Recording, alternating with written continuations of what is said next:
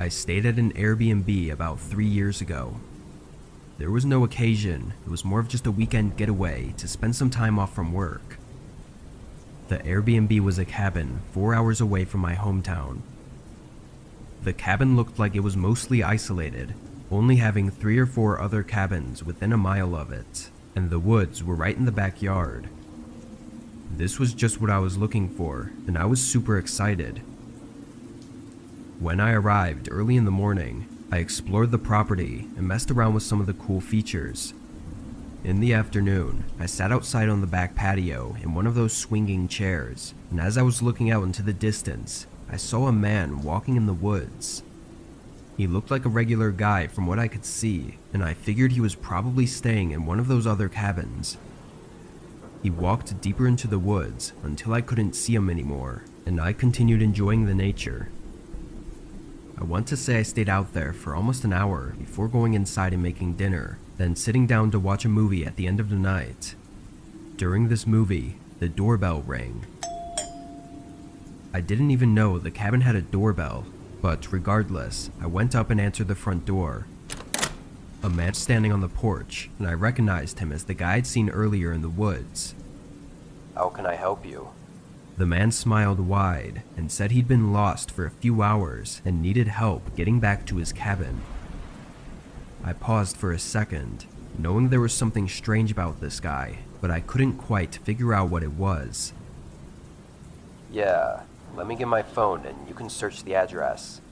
I closed the door and went over to the couch, picking up my phone and going back, but when I opened the door, he was gone.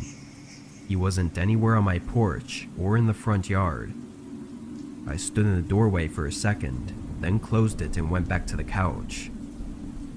I knew something was off about that guy, but this just didn't really make any sense. I stayed cautious for a while, but eventually I went to bed. I slept surprisingly well, and in the morning, I got up and went outside on the back porch to drink my coffee. But just 10 minutes later, I saw something I didn't expect to see. That man from yesterday was walking in the woods in the same place he was before, seemingly walking on the same path. One thing I knew for sure now was that he definitely wasn't lost, but then why did he come up to my cabin? I went back inside after seeing that and called one of my friends to tell them about this weird situation. It made me feel better to talk it over and have someone else be confused with me, but as we talked, I heard something that almost gave me a heart attack. The doorbell. I quickly whispered to my friend what was happening, and I left the phone call going while I answered the door. Do you need something? I asked. The man smiled and repeated the same thing he said yesterday about being lost and needing help. I looked at him with an annoyed and confused face. Then he spoke again. Can you get your phone and search for the address? My whole body went cold when he said that. I slammed the door shut and updated my friend, who told me I needed to get out of there right away.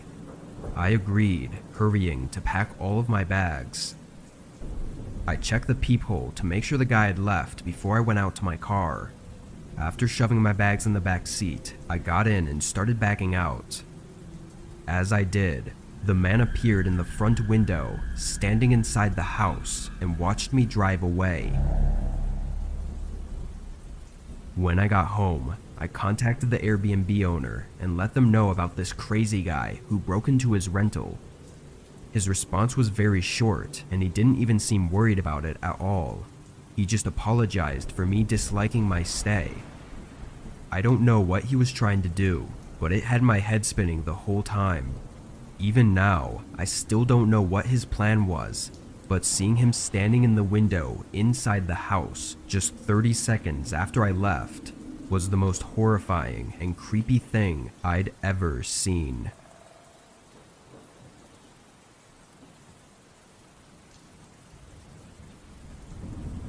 I'm 29, and I live along the Appalachian Range in lower West Virginia. I've been going backpacking and camping for years, exploring different trails all around the nearby mountains. My best friend, who lived just a few miles from me, would often join me on these hikes. We usually planned one big trail every year in the fall, being anywhere from a few days to a whole week of backpacking and camping. In 2019, we planned to take a trail across the range to a small lake at the top of the mountains. In the days leading up to the trip, though, my friend had to call it off because of an emergency at his work. I'd already taken the whole week off of work and had everything ready to go, so I decided to just go alone. On Monday morning, I drove to a nearby trailhead, then started my route. This wasn't a regular recreational trail like you'd typically see on a 4-hour hike. These backpacking trails didn't have defined paths, so you have to use maps, compasses, and landmarks to navigate where you're going. Typically, there's a large landmark in the distance, like a specific rock formation that you hike toward, and when you get there, you can see your next landmark, and so on. I spent the first 2 days hiking toward a ridge in the mountains. When it got dark on the second day, I set up camp several hours from reaching the ridge. I pitched the tent and got a fire going, then heated up some of the food I brought in my bag. The sun had already set, and it was around 8 o'clock when I laid in my tent to rest and read. I left the fire going, planning to put it out before actually sleeping. 20 minutes into reading, and through the fire crackling outside, I heard the strong sound of a stick snapping right behind my tent. I jolted up. My first thought was a black bear, possibly having smelled the food I cooked earlier. I didn't hear anything else though. I crawled out of the tent and shined a flashlight into the tree line behind my tent. Nothing. I called out aggressively to scare away any predators, but again, there were no sounds of anything running away. It was really strange because the stick snapping was very distinct, definitely being from something stepping on it. I stayed outside the tent for a while, looking around constantly before putting out the fire and going inside. I found it really hard to sleep that night because I was so focused on listening for more sounds. In the morning, I was almost surprised to have even slept through the night. I packed my tent and everything else at the campsite, then continued along until I reached the ridge. From there, it was a straight shot to the lake. I was moving fast, trying to get there before dark so I wouldn't have to move my campsite again the next day. I arrived with about an hour to spare before sunset. The lake was beautiful, very much worth the hike. I walked around it, enjoying the scenery, then pitched the tent and set up my camp on the tree line beside the lake. As I sat by the fire, I kept turning around, hearing soft noises somewhere between the trees behind me.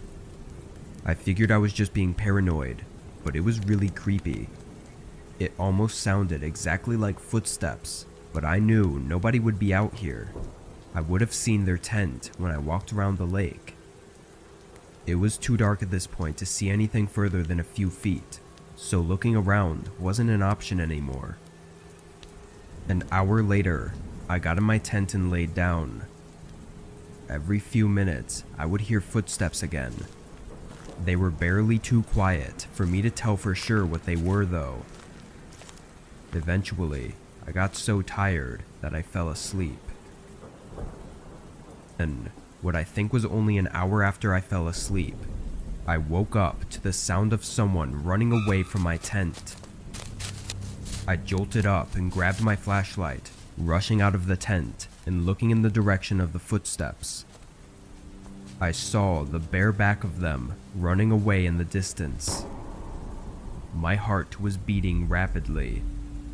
I looked down and saw footprints all around my tent like they had been walking around me and searching the campsite. I tried to get the campfire going again as fast as I could so I could see better. I was terrified. I had nowhere to go and nobody to help me. I sat at the fire all night, keeping my head on a swivel, but I never saw or heard anything else. In the morning, I snapped a few pictures of the lake, then started the hike back. I had planned to stay for a whole day. I wasn't comfortable anymore, feeling like I was being followed. I was able to make it back without any more trouble, thankfully. But, along my journey, I began noticing several things missing from my backpack. Small things, like food, a few tools, etc., but I always had my bag with me. Even today, I wonder if whoever had been outside my tent that one night had actually snuck inside and stole from my bag while I was asleep. Even the thought of it makes my whole body shiver.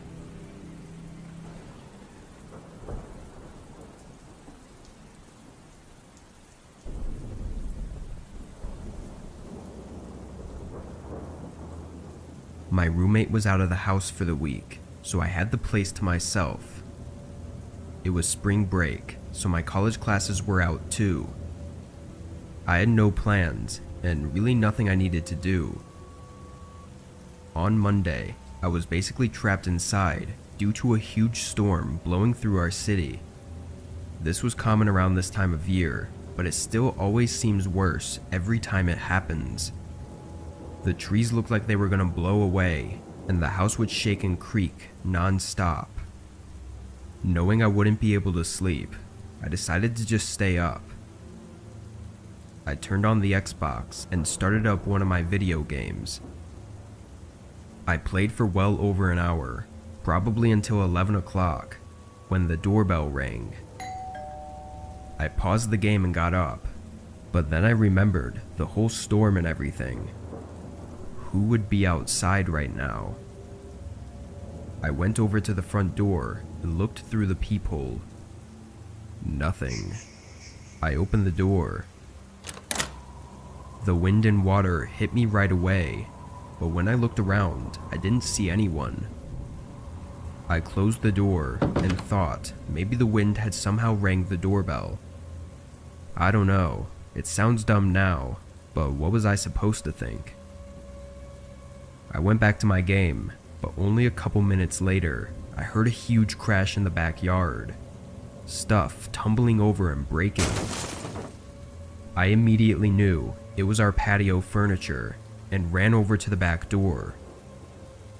Everything was scattered around the yard, blowing around in the wind. I quickly put on my shoes and went outside. I started pushing each piece of the furniture up against the back of the house. The wind was so heavy, it would even hurt sometimes when the water would hit my face. I was rushing, going as fast as I could, until I saw someone. They were standing at the edge of the backyard, watching me. I looked back at them for a moment, but then grabbed the last piece of furniture and ran inside to escape the rain.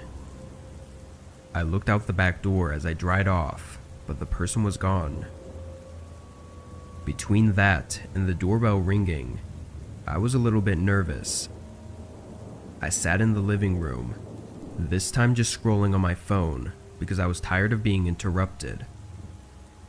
After a while, I struggled to keep my eyes open. I got a blanket and laid down on the couch.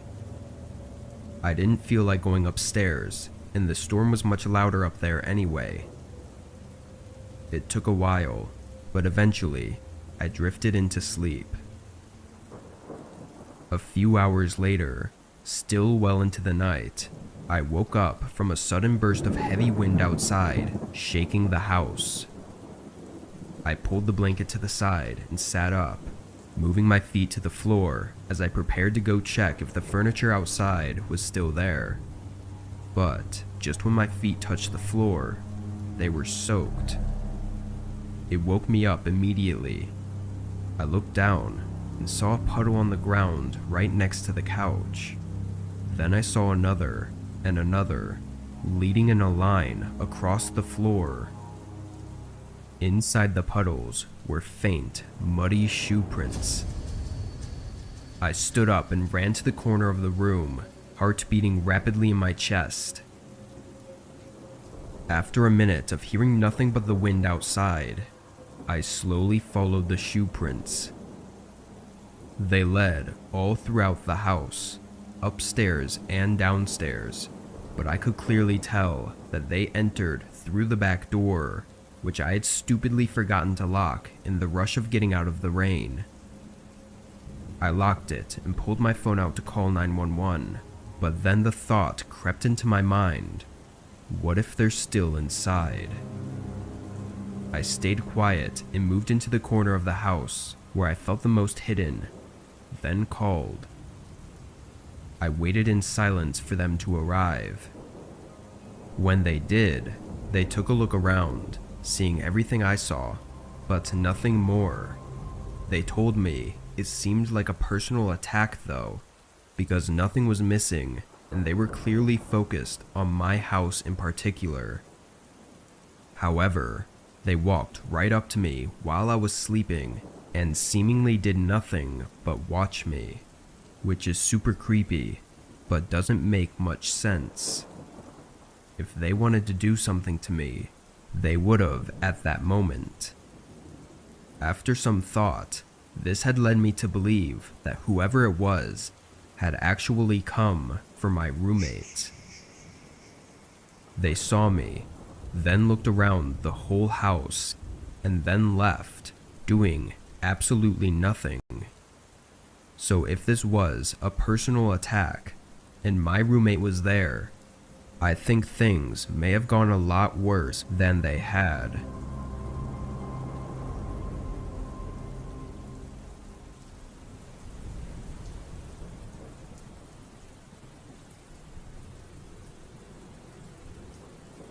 I was house sitting for one of my best friends last year. They had a few lizards and some fish that I had to feed, along with a bunch of houseplants to water. They were on a 2-week-long business trip, so I agreed to take care of everything while they were away. Their house was a lot nicer than my apartment too, so I was glad to do it. The first week went by, and it was great. It felt kind of like being in an Airbnb. But then one night, while sitting at the table in the kitchen, I heard a man cough right outside the house. It scared me because it was so close, being just outside the back door. I quickly walked over and turned on the outdoor lights to show that I was home. I waited a minute before looking out the window. Whoever was there was gone now, but why were they there in the first place? I stayed extra cautious for a while, but there was nothing else. It was a little past 7, and I had nothing to eat, so I went outside to go pick up some food, but as I was walking out, I noticed some footprints in the yard. The grass was pressed down, and there was a clear path they walked in. I followed them, going from the sidewalk to the back of the house, and then turning around and going back to the sidewalk. I got in my car and went out for food, but thought about it while driving. I couldn't come up with any reason someone would do that. It really just seemed pointless. When I got back to the house, I did a quick search for any more footprints in the grass, but didn't see anything. I went back inside and sat down to watch TV. After an hour, I was starting to get sleepy, so I shut it off and got in bed, sitting up on my phone for a bit. That's when I heard someone outside again. They were walking through the front yard. I listened as they went up to the front door, and then went around to the back door. I got up, more alert now, as I heard the back door shifting around like they were trying to open it. I went to the top of the stairs and flipped the light switch, turning on the downstairs lights. The person stopped. I walked down a few steps, then leaned over the railing and looked at the back door. Nobody was there anymore, and for some reason, that terrified me even more. Seconds later, I saw shards of glass flying across the living room as I heard a window shatter. From where I was standing, I couldn't see it, but I immediately ran upstairs and into the bedroom. I heard a few coughs, then the glass crunching as they stepped inside. As soon as they were in, everything turned to chaos. It was like they were pushing everything over, hitting and breaking things. I called the police, but I feared they wouldn't make it in time to help me. After a minute of destroying the bottom floor, the intruder ran up the steps and went into one of the spare bedrooms, doing the same thing. Then he came up to the bedroom that I was in. He tried opening the door, but I had locked it. Instead of leaving, he started smashing something against it, trying to break it down. One of the panels from the door nearly flew off, allowing them to reach in and open it. The man stepped in. He was wearing a face mask and a hoodie, and was holding a metal baseball bat. I was in the corner of the room, holding back tears as he looked at me in rage. But then he looked away and started smashing the walls and furniture all around the room. He didn't even acknowledge me. He just went around me, destroying the entire room in as little time as possible. Then he ran past me and went into the next room before he finally went downstairs and left the house. I stood in that same spot, frozen, until the police came. My friend came back early the next day to deal with the situation, but basically everything in the house was trashed and destroyed, but nothing was stolen. The police said it almost certainly had to be someone she knew that had something against her, but she couldn't think of anyone who would do this to her. I tried to give a description of the man, but he was fully covered, so I wasn't of much help. The most terrifying part was that the man just ignored me, confidently unthreatened by me. To this day, whoever that was hasn't been back to my friend's house, and their motive still remains unknown.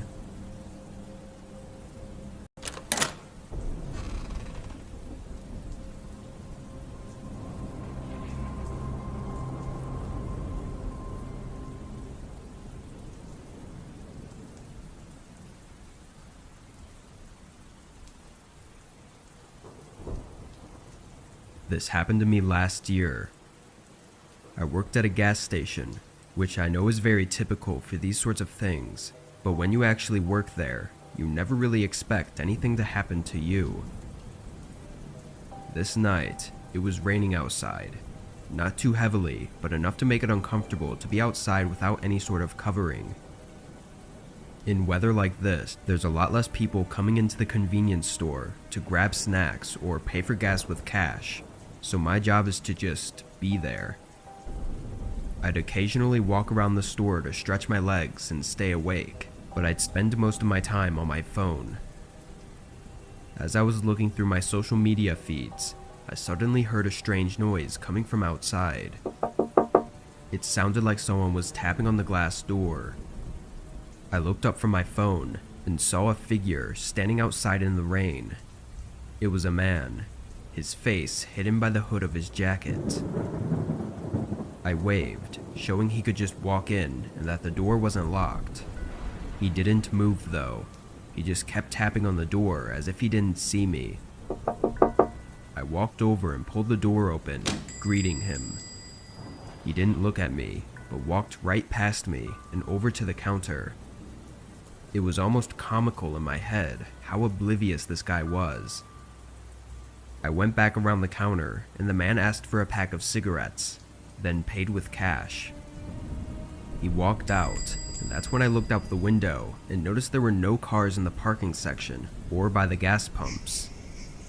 The man walked off until he reached the road, then continued walking along the shoulder, through the rain like it was nothing. I would have been a lot less confused if he had bought a gas container or something, assuming his car ran out down the road or even broke down, but he just got a pack of smokes and left. With nothing better to do, that's all I thought about over the next hour. It was just such an odd thing. I came to no further sensible conclusions though, and ended up stocking some items to continue passing the time. While doing so, I heard someone tapping on the door again. I walked around the aisle and saw that same man standing outside. I walked over and opened the door. Are you alright? I asked. He didn't respond. You can borrow the phone if you need. I said, trying to offer any assistance. Down the road, he said. I peeked my head out and tried looking, but saw nothing in the distance. But then my gaze fell on a gas container sitting by one of the pumps.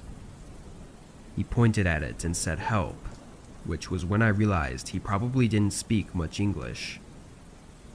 I said sure and walked out to the pump with him. He handed me a credit card and I started pumping the gas into the container. The man was standing behind me like he was trying to stay out of my view, which made me uncomfortable. Once the container was full, I quickly handed it over and started walking back, but the guy stopped me, grabbing my arm. He started speaking quickly, but I couldn't understand him. I pulled away and started walking back to the doors, but then he yelled something like he was talking to someone else. And just as I reached the door, I saw a man on the other side of the counter, shoving everything into his backpack. He looked up at me and instantly jumped over the counter, but then everything went black. I woke up laying on the floor with a massive headache. It seemed to only be a couple minutes after the incident, and I almost immediately realized that the guy behind me had hit me over the head in an effort to help his buddy escape. I got the cops over and they took me to the hospital, but I had no serious injuries aside from a concussion and needing a few stitches. The worst part of it all is the embarrassment I felt afterwards, like I'd been played so easily and let them get away with it.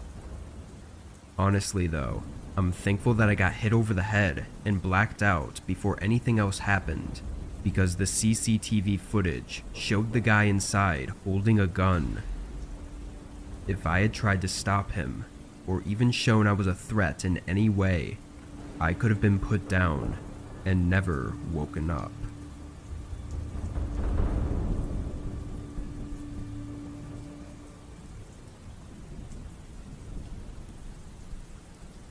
I'm a 31-year-old female, and this happened when I was 29, back in 2020. My friend, let's call her Stacy, told me that she had a friend, who I'll call Brianne, that needed a dog sitter because Brianne and her husband were going on a vacation to California. Stacy knew I dog sat on an app called Rover, which is an app where you house sit random strangers' dogs, walk them, you name it. I thought it was the perfect opportunity since I was in need of some cash. $200 to dog sit for 5 days. Why not, right? Brianne showed me around her house a week before I dog sat, while also letting me meet her huge husky named Bear. I'm not going to lie, it was a big husky, a little overweight too, but still adorable. Brianne told me that I was welcome to help myself to whatever food I wanted. The front door also included a lock where you punch in a number code to get in, so it was pretty secure. So, a week rolls around, and I showed up later on a Friday night, not too long after Brianne and her husband left the house to go to California. Things were pretty chill for the first 2 days. I was at work for most of the afternoon, went to feed the dog on my break, came back later at night, and would take Bear for rides in my car. I stayed up late watching movies, and let Bear sleep by me when it was time to go to bed. Anyway, after work on a Monday night, I hear a knock at the door. I looked through the peephole, and it was a guy that looked like he was wearing a black police uniform. I thought it was a bit odd, but opened the door to see what was up. Hello, I'm looking for a George, he said. George? I thought. Oh, no, there's no George here. I'm dog sitting for a friend. I've been here since Friday. Looking back, it was pretty stupid to tell a random person at the door I didn't know that I was alone. Oh, okay. How long are you here? He said. Till Wednesday. I responded. Oh, that's cool. Okay, sorry to bother you. And then he left. I was slightly weirded out and locked the door. I texted Brienne about what just happened. She pretty much just said, "Oh, don't worry about it," and shrugged it off. I thought that was weird too. Things were normal again up until I went to bed Wednesday at midnight. As I was laying in bed, the thought kept coming to my mind that I should make sure the front door was locked. So I got up and checked it. Luckily it was, but I still had a weird vibe. I fell asleep, then woke up at 3:05 a.m. to the dog barking like crazy. It freaked me out a little. I thought someone had broken in. I got up and went to the living room, where I saw a bear was growling and barking at the front door. I looked through the peephole and saw the same guy, with another guy this time, standing there in security guard uniforms. At this point, I was creeped out. Why would the same guy come back when he knew I was alone? I didn't bother opening the door this time. Two guys I didn't know, dressed like security guards at 3 a.m. I made sure all the doors were locked. When I saw that they had walked off, I opened the door and didn't see any type of security car anywhere. I still have to think bear. I think his barking could have been what scared them off. I went back inside, then went to bed and fell asleep. I didn't bother telling Brienne because she was in Cali anyway. I'm glad to say I only stayed one more night after that.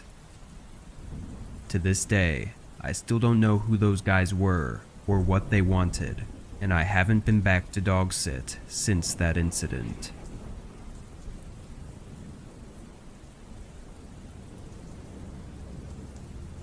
Last year, I went on a long 10-day road trip.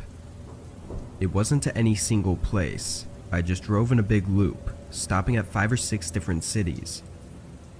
I actually didn't book any hotels in advance because I wasn't sure exactly how long I would spend in each city, or where I would want to take breaks during the drive, so I was relying on hotels allowing walk-ins.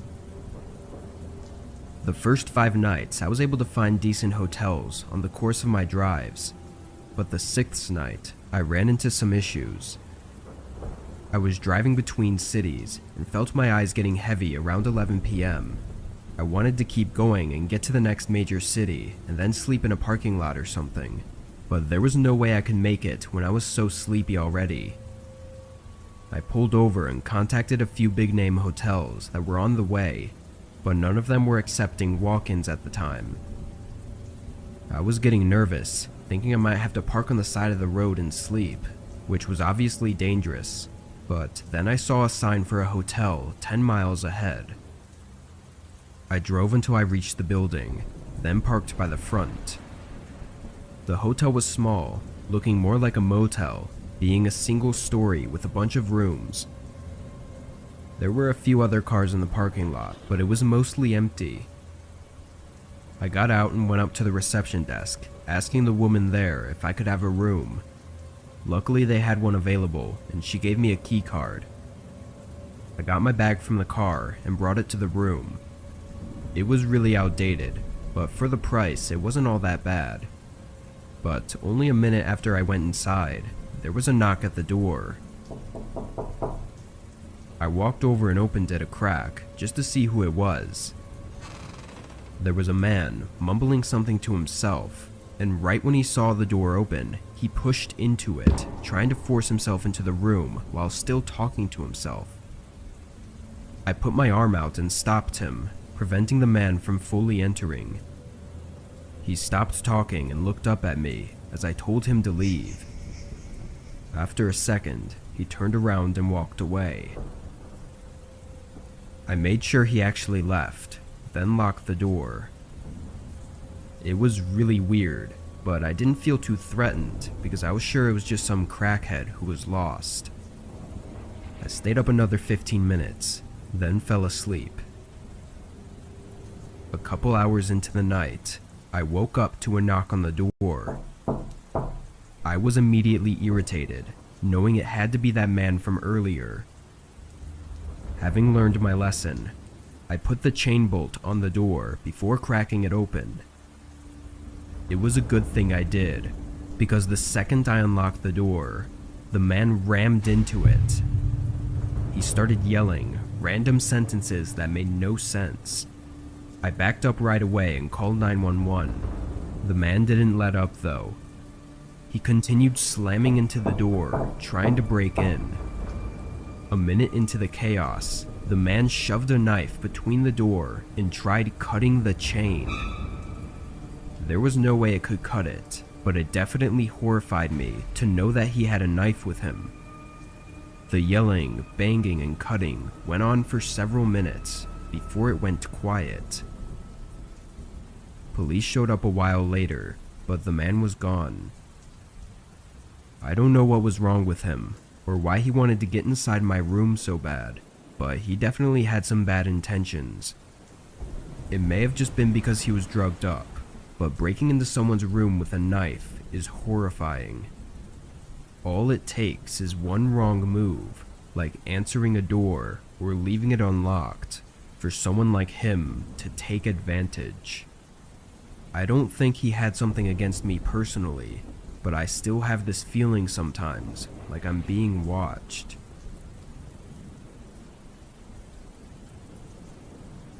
I moved across the state to a newly built house.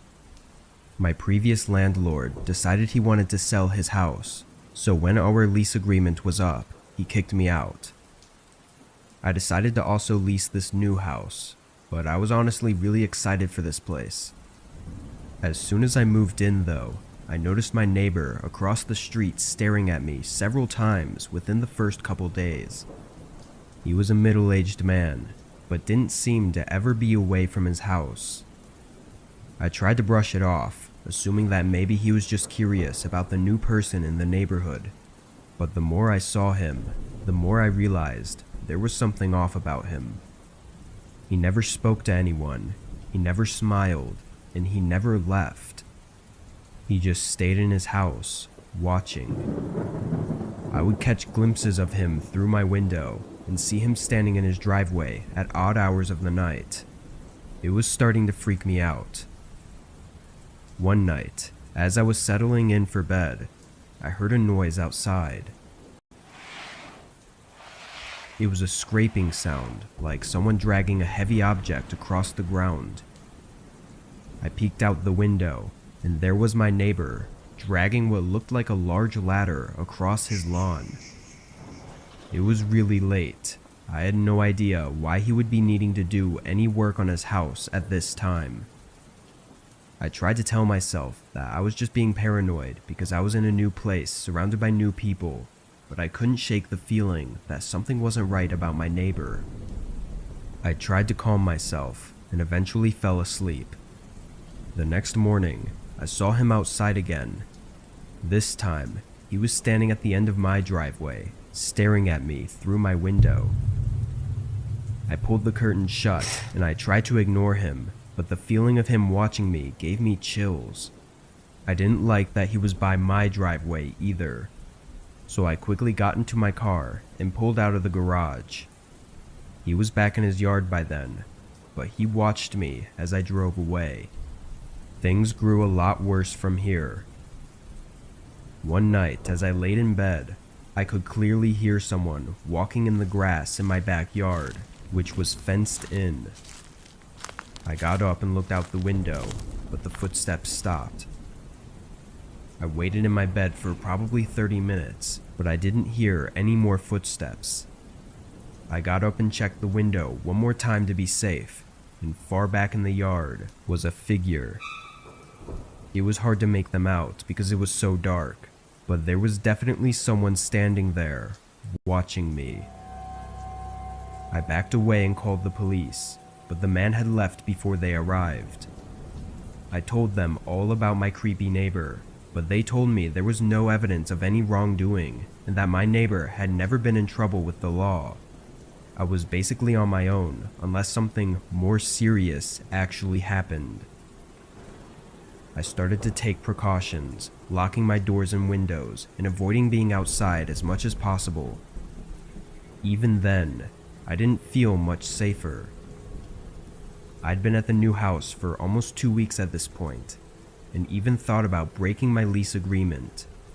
Then something happened. I got home from work late and pretty much went straight to bed, but in the middle of the night, I woke up to the sound of something thud against the side of the house. It sounded like it was right up against the wall outside my bedroom though, which was on the second-story floor of my house. I slowly got out of bed, heart racing in my chest, and pulled the curtains back from my window. I jumped back and screamed, seeing my neighbor's face staring at me from just inches away from my window. He was standing on a ladder, trying to look into my bedroom. He quickly climbed down and ran away. I called the police again, and just a few minutes later, they caught him trying to get the ladder down. While he didn't admit to what he was doing, it was very obvious. In the following days, one of my neighbors came by and explained that they had some weird encounters with that neighbor guy as well. They said they saw him looking through their windows as they were coming home from work one day. Part of me wonders if they could have prevented this whole thing from happening to me if they had just reported the guy. But either way, it's over now.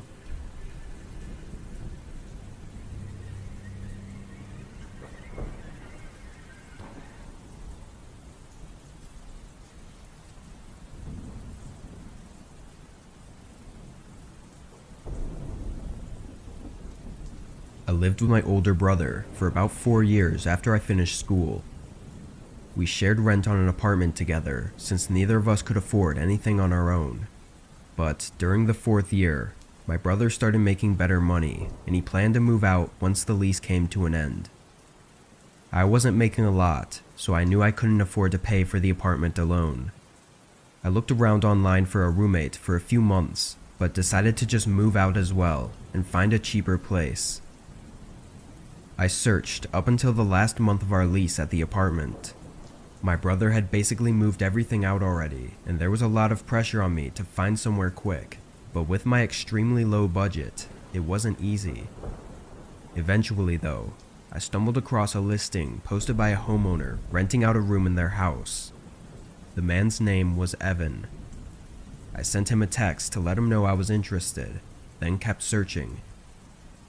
A few minutes later, he responded. We scheduled a time to call later in the day, and when we did, he explained all the details. He said he lived alone in the house and was renting out his spare bedroom, but I'd be able to use all the other rooms in the house too.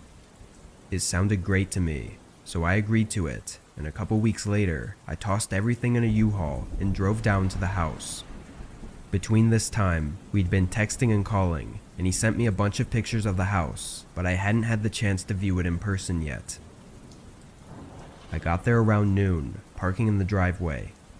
The house was definitely small, but it looked nice from the outside. Evan was standing in the garage, waving me over. He gave me a quick tour, then helped me unload all of my stuff into my room. Evan seemed like a regular man in his mid-30s, which was almost 10 years older than me, but I didn't really mind. He didn't hold conversations very well though, and was somewhat shy. Anyway, we finished moving everything inside, and I dropped the U-Haul off. I Ubered back to the house, and by then it was almost 8 p.m., and I was really tired. Evan was on the couch watching TV, so I told him I was going to bed early and I went to my room. All in all, it seemed like a decent place and I was happy with it. I unpacked some more, then set up my bed, and by 9 o'clock, I was finally ready to sleep. I walked over to my door to lock it and turn off the lights, but as I reached my hand out, I saw the knob on the door was empty, as in, there was no lock on it. Confused, I opened the door. The lock was on the outside of the door. I stepped into the living room and asked Evan why the bedroom door locked from the outside. He looked confused and said he never noticed that, but he would switch it around tomorrow. I shrugged and said okay, then went back to my room. I was tired and not too worried about it, but it was definitely an odd find. I got in bed and fell asleep. In the middle of the night, I woke up. I heard someone moving around in the kitchen, which I assumed was just Evan getting water or something, so I closed my eyes again. A minute later, I heard him walking back down the hallway, but as he was passing my room, he stopped. I opened my eyes and looked at the door. He was standing out there quietly for maybe 15 seconds before I heard a click. He locked my door. My stomach dropped and I felt my face go cold as Evan walked down to his room. As soon as I heard his bedroom door shut, I got up quietly and went over to the door. I tried the handle and it wouldn't budge. I stood in shock for a few seconds, coming to reality that this man I just met has now locked me in a room. My fear started to turn into anger. I called out for Evan, telling him to open the door. It only took a second before I heard Evan run out of his room and over to my door. I heard him place his hand on the door, but he paused for a few seconds before he unlocked it. I swung the door open right away. What the fuck was that? I confronted him. Evan was stumbling words out, saying he just wanted to make sure he was safe because he didn't know me. I understood that concern, but locking someone in a room was not a smart way to go about it. I told him that I was going to pack up and leave in the morning, and I stayed up all night on the couch in the living room, waiting for the U-Haul store to open. At 9 o'clock, I looked into the hallway, seeing Evan's bedroom door was still closed, hopefully meaning he was still asleep. Then I drove straight there and drove the U-Haul back to the house. When I went inside though, Evan's bedroom door was open. Evan? I called out. I walked over to his room and peeked my head inside. His room was empty. I moved my eyes around the room in disbelief. Seeing as things were only getting weirder, I backed out and got straight to moving my stuff. I powered through 2 hours of moving boxes and taking apart my bed. I only had 2 boxes left. I ran inside and picked up another, then rushed to the front door until Evan appeared in the doorway. Move, I said. He stared at me, emotionless. After a few seconds, he stepped aside. I hurried past him and shoved the box in the U-Haul. The last box was half full of random food I kept from my old pantry at the apartment. I decided to just leave it.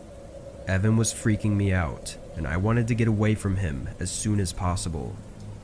I started closing the back of the U-Haul before Evan interrupted. you forgot this. He held out the last box. Oh, yeah, thanks. I grabbed it from him and climbed back in the truck. I felt him watching me as I stacked the box, and when I turned, he had his hand on the door. He started pulling it down, trying to close me in. I was able to stop him before the door was even halfway down. I shoved him on the ground, but he got up and ran, not in the house, but off into the trees away from the house.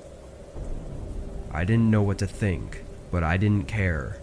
I quickly shut the back door and drove away. My brother was nice enough to let me stay with him until I found a new place. I don't know what happened at that house, or what would have happened, but there was definitely something very wrong going on.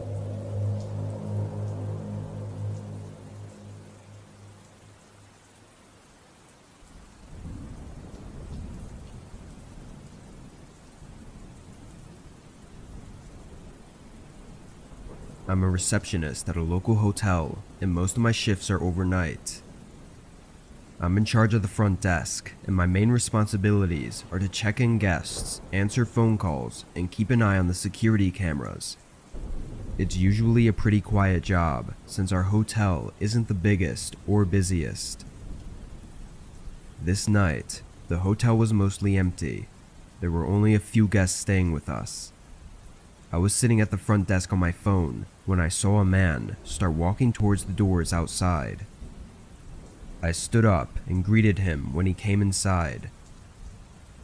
He looked up at me with bloodshot eyes and said, "I need a room for the night."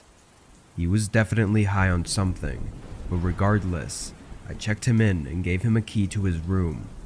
It was standard to allow walk-in bookings when the hotel was less than 75% full. He started walking toward the elevators, and I sat back down and pulled my phone out. A few hours later, I was sitting at the front desk when I heard a noise coming from the hallway. It was a thump sound, like a door trying to be forced open. I got up and walked around the corner to the end of the hallway.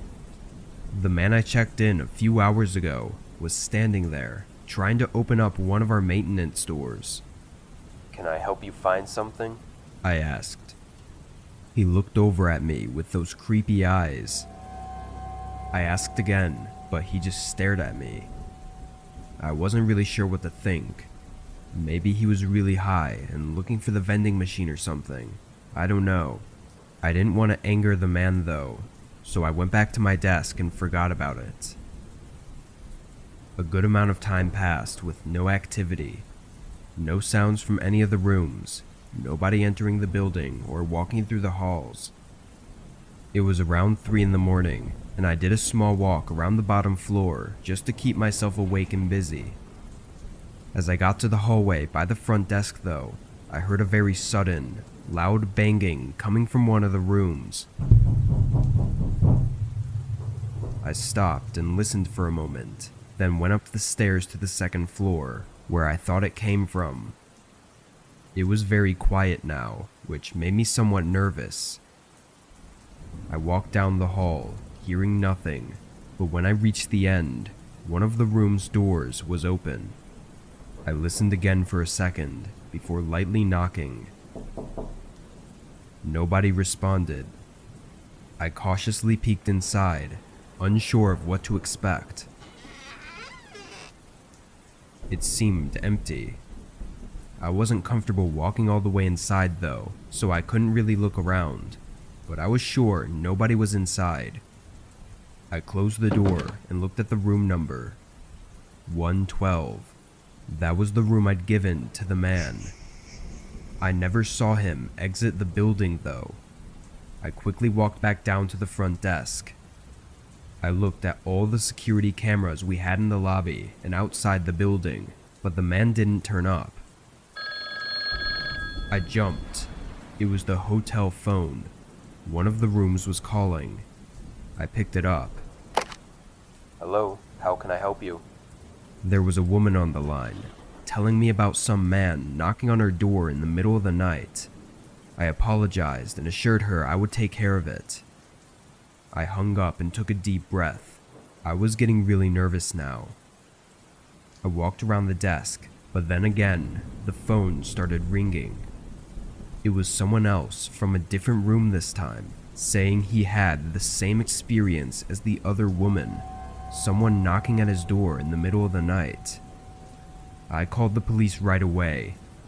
I stood by the front doors until they arrived, just in case I needed a quick escape.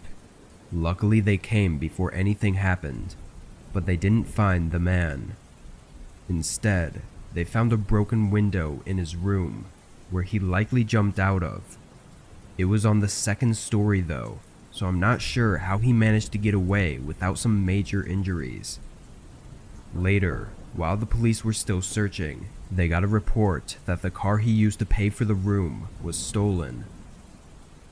It's unclear what the man intended to do or why he was knocking on people's doors. I'm thankful none of them opened their doors though, because this case could have been much worse if they had.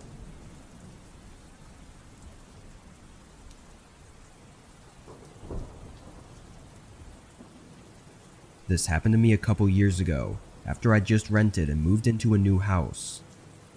The first week went by quick with no issues at all. I unpacked, bought some new furniture, and got everything set up the way I wanted. The main reason I moved there was because I got a work from home job, so having a quiet place to work was important. This house was far from others and gave me a peaceful work environment. One morning, after making breakfast and sitting down to work, I got a knock at the front door. I walked over and answered it. It was my landlord. He was smiling and asked me how I was doing. Yeah, I'm doing good, thank you. I said, still unsure why he was here. He tried to make small talk for a minute before saying he was just checking in on me, and then he left. I went back to work, but that was definitely weird. I didn't mind him being friendly, but he could have just texted me instead of randomly dropping by the house. The rest of the day went by, and I'd forgotten about it. After dinner, I went for a walk around my street.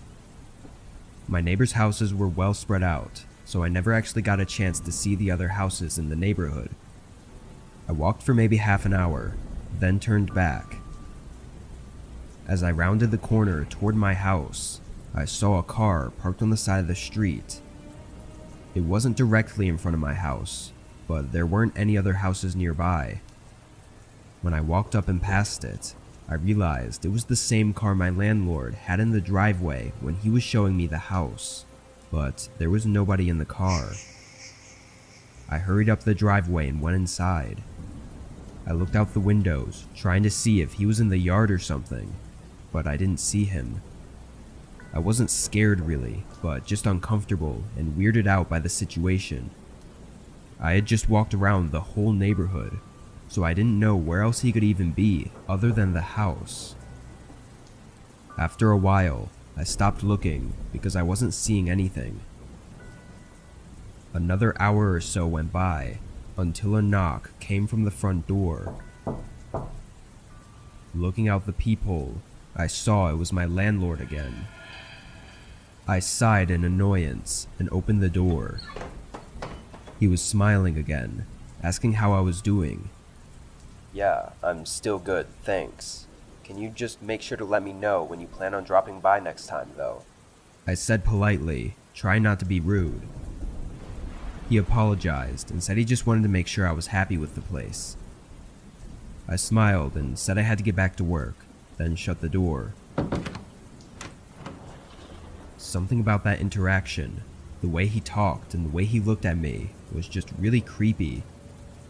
Obviously the guy didn't understand social cues, but I don't know, he just rubbed me the wrong way. I went to bed that night, thinking of the best way to tell him I want to be left alone. He was my landlord, and this was technically his house, but there are rules they have to follow when renting it out. I fell asleep, still unsure of what to do, but I was woken up not long after. It was well past midnight when a knock at my door forced me up. I turned on the lights and went downstairs, the whole time thinking that if it was the landlord again, I would be furious. I checked out the peephole, and sure enough, it was him again. I swung open the door. What are you doing here? You can't be here right now. You need to leave. I said strictly, barely holding back my anger. That's when I saw he was holding a duffel bag. He explained that there was an immediate repair he needed to do on the pipes in the basement. He said he had an alarm hooked up on his phone that went off saying there was a minor gas leak. None of the alarms actually went off in the house though, so this was really suspicious. I told him I'd just call someone in the morning and went to close the door when he suddenly forced his body inside, pretending to not notice I was closing the door. I just stood there now, not knowing what to say or do. He looked at me fully in my house and smiled. It'll only take a minute. He put down the duffel bag and asked me to follow him so he could show me the problem with the pipe. He opened the basement door and started walking down, and I hesitantly followed down a few steps before I thought of something. Hold on. I'm gonna go get my phone so I can take pictures of it. I'll be right back. I said, hurrying back up the steps. Thankfully, he stayed.